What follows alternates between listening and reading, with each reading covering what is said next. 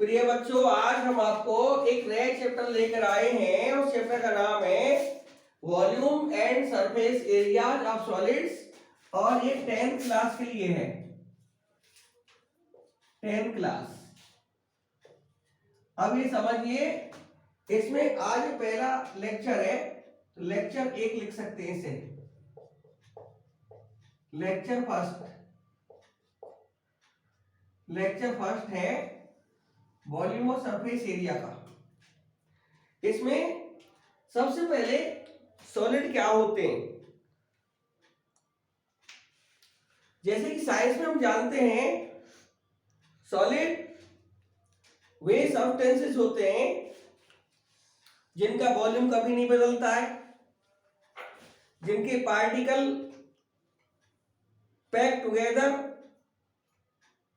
Together strongly रहते हैं, मजबूती से। उनके पार्टिकल या मॉलिक्यूल्स बहुत पास होते हैं, उनके बीच में इंटरमॉलिक्यूलर स्पेस ना के बराबर होता है, और ये अपनी शेप और साइज नहीं बदलते बशर्ते कि कोई एक्सटर्नल फोर्स या पावर या प्रेशर इन पर इस्तेमाल ना किया जाए। तो आज उन्हीं सॉलिड्स के बारे में हम चर्चा करेंगे। सबसे पहले इस क्रम में, इस सीरीज में हम क्यूबॉइड को लेकर चलते हैं। क्यूबॉइड, CUBOID, क्यूबॉइड एक तरह का प्रिज्म होता है जिसका बेस रेक्टेंगल होता है। तो यदि प्रिज्म जिसका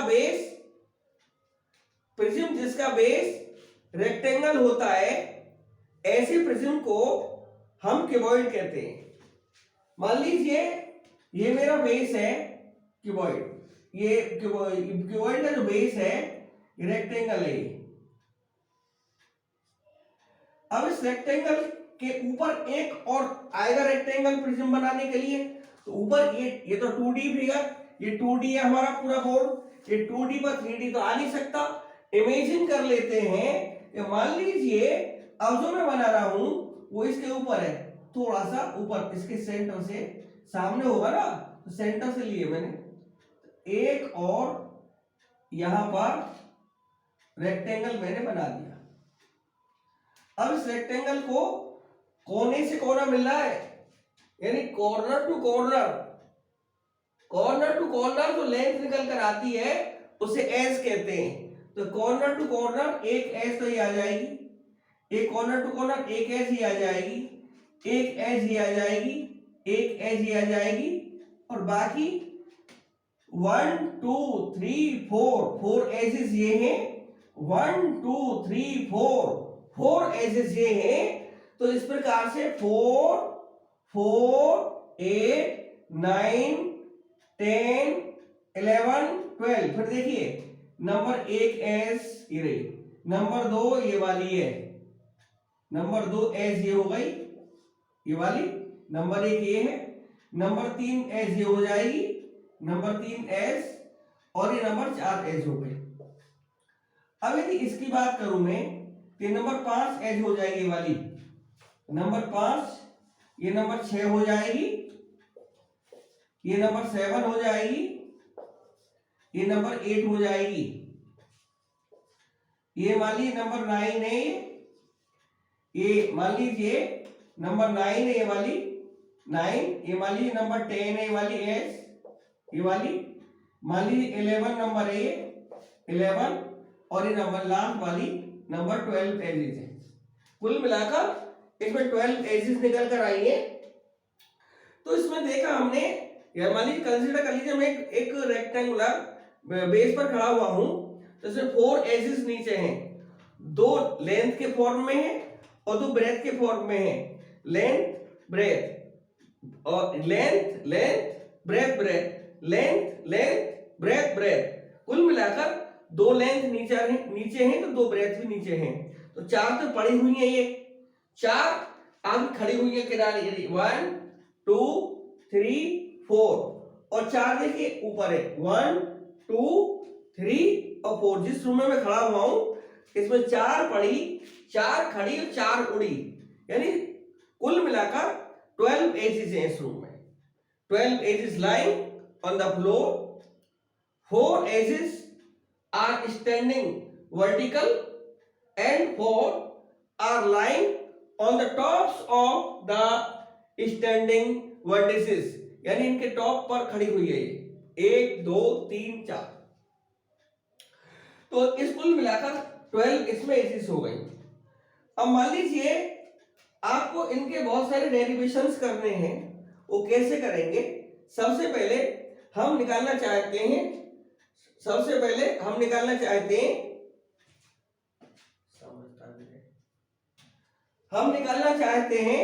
मान लीजिए इसका टीएसए। टीएसए कैसे निकालेंगे कैसे टीएसए? इसे निकालने के लिए टोटल सरफेस एरिया निकालना पड़ेगा। कैसे निकलेगा? यानी एक तो नीचे का फ्लोर आ रहा है, इसमें टोटल सरफेस एरिया का मतलब है जहां जहां हम पेंट कर सके या जहां जहां पर हम ब्रूमिंग कर सके, जहां जहां पर हम वाइपिंग कर सके, वो इस प्रकार से जो निकल कर आएगा वो हमारा एरिया आता है। एरिया के लिए हमको फिगर के अंदर एंटर होना पड़ता है। पेरीमीटर के लिए केवल फिगर के चारों तरफ एक राउंड लगाना पड़ता है, जबकि एरिया के लिए हमको अंदर आना पड़ता है। तो इस प्रकार से हमें इसके अंदर आना पड़ेगा। अंदर देखते हैं तो इसका एरिया रेक्टेंगल नहीं है, लेंथ इनटू ब्रेथ आएगा। जितना एरिया इस फ्लोर का है उतने सीलिंग का आएगा। कुल मिलाकर एरिया कितना आया टोटल? तो ये मान लीजिए लेंथ है, ये लेंथ और ब्रेथ, ऊपर भी लेंथ और ब्रेथ हो जाएगा। तो area of floor plus area of ceiling plus area of 4 walls, 4 से वॉल्स हैं तो फ्लोर का एरिया होगा लेंथ इनटू ब्रेथ, ये आ गया। प्लस सीलिंग के लिए उसके लिए क्या करना पड़ेगा? 4 वॉल्स के लिए एक वॉल लेंथ के लॉन्ग है तो एक जो है ब्रेथ के लॉन्ग है, हाइट में कॉमन है।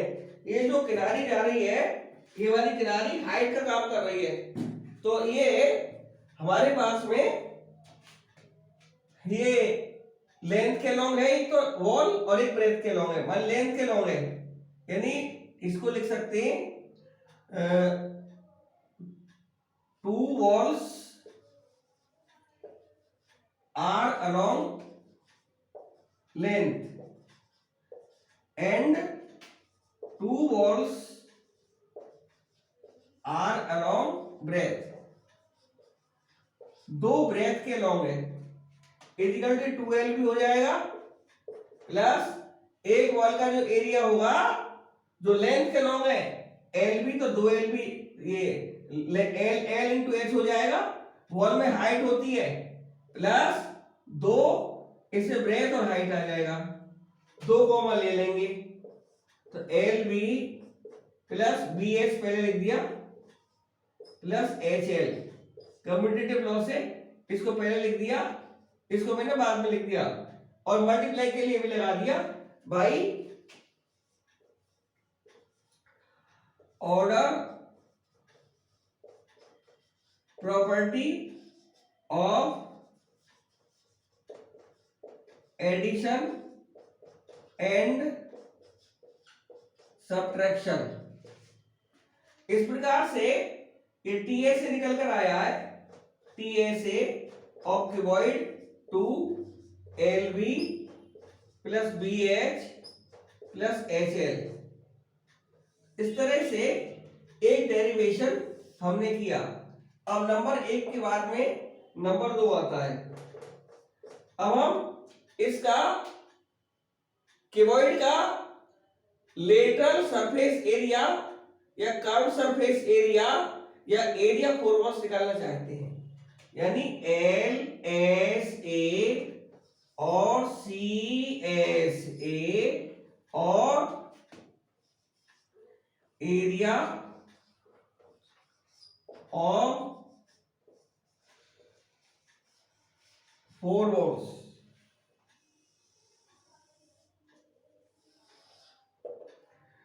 आपको मैंने पहले ही बताया था कि 2 walls are along length and 2 walls are along breadth, तो एरिया लेंथ के along निकालना पड़ेगा। इसका मतलब है एरिया along length, और एक लेंथ उधर साइड में है, एक इधर साइड में। ये वाली जो वॉल खड़ी है लेंथ के along खड़ी हुई है, ये वाली भी लेंथ के along खड़ी हुई है, तो एक जैसी एरिया होते हैं, तो मैं 2 की मल्टीप्लाई कर सकता हूं, 2 into area along length plus 2 into area along breadth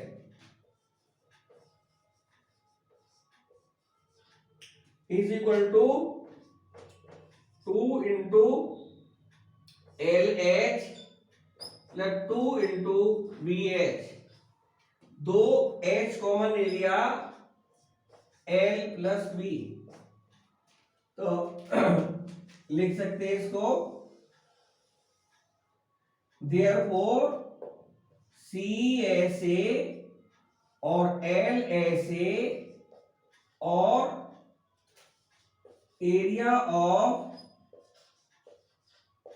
4 walls बराबर 2H L प्लस B, ये और हमारा एक निकल कर आ गया। अब हम डायगोनल निकालना चाहेंगे इसका क्यूबॉइड का। नंबर 3 पर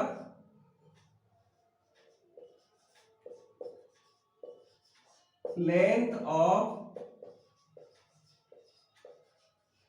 डायगोनल, यदि मैं ये कंसीडर कर लूं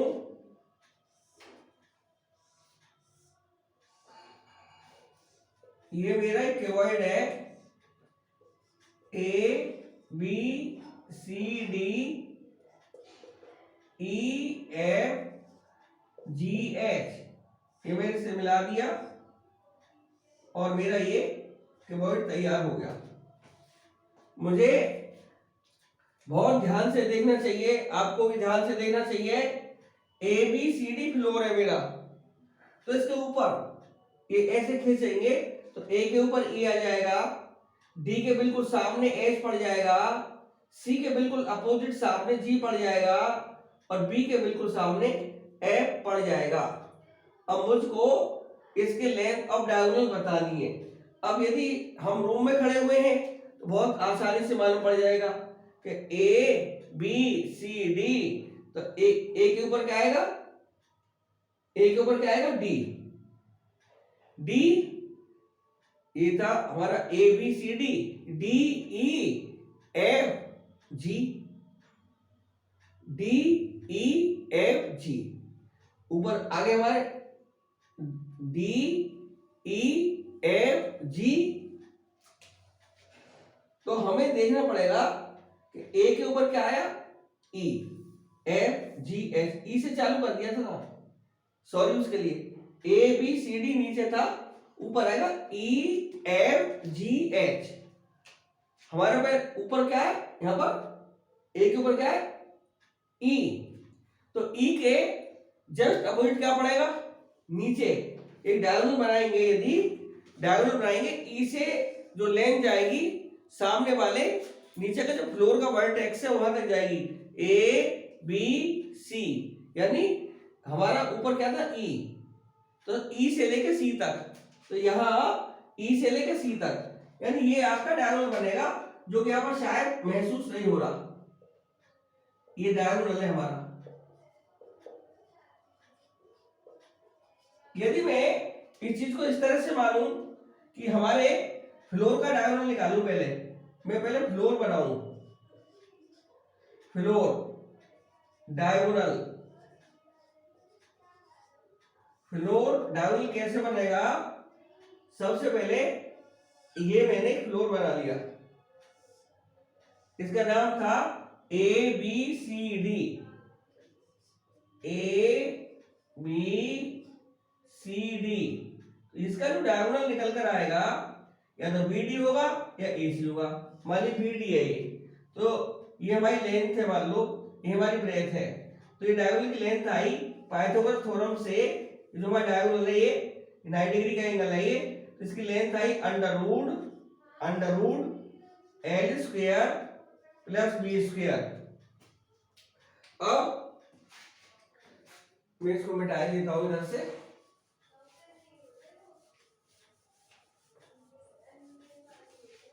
इधर से मिटाने के बाद में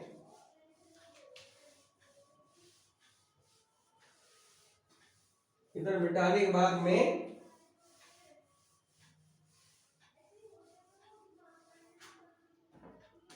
अब मैं सिर्फ इसके डीबी जो हमारा फ्लो डायगोनल है, जो बेस डायगोनल है, उसको लूंगा बस। मैं मान लीजिए इसको ऐसे बना दे रहा हूं बीडी को,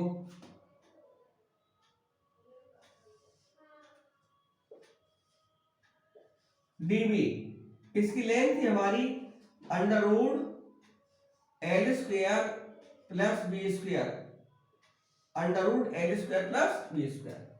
अब यदि मैं फ्लोर को कंसीडर करने के बाद में फ्लोर डायगोनल कंसीडर करता हूं और उस फ्लोर डायगोनल के दोनों एंड्स पर हाइट को एडजस्ट कर दूं, यानी हाइट और डायगोनल के बीच का एंगल 90 डिग्री होगा, ये डेफिनेट है।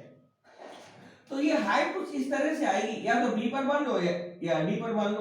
मानो डी पर मान ली हाइट एच, तो ये जो एच हाइट है ये इस डायगोनल के साथ में 90 डिग्री का एंगल बनाएगी, यानी ये एंगल 90 डिग्री का आएगा। तो ये हाइट का जो पॉइंट है ये ऊपर एरियल पॉइंट बन जाएगा, ये फ्लोर पॉइंट है, मैं लिख सकता हूं उसे फ्लोर पॉइंट है ये। और ये वाला जो पॉइंट है, ये जो वाला पॉइंट था ये एरियल पॉइंट है, एरियल पॉइंट है, एरियल पॉइंट, एरियल पॉइंट। तो ये जो डायगोनल होगा ये हमारा रिक्वायर्ड डायगोनल है, ये रिक्वायर्ड डायगोनल, ये हमें चाहिए। तो मान लीजिए ये हमारा डायगोनल की लेंथ डी है, कैपिटल डी मान ली, ये और ये स्मॉल डी मान ली। तो by Pythagoras theorem, by Pythagoras theorem d is equal to under root D का स्क्वायर प्लस एच का square implies d is equal to under root, ये d की वैल्यू भर दी हमने, under root L square plus B square और whole square दो power इसमें आई नहीं है, ये plus H square is equal to under root L square plus B square plus H square, ये टोटल डी आ गया।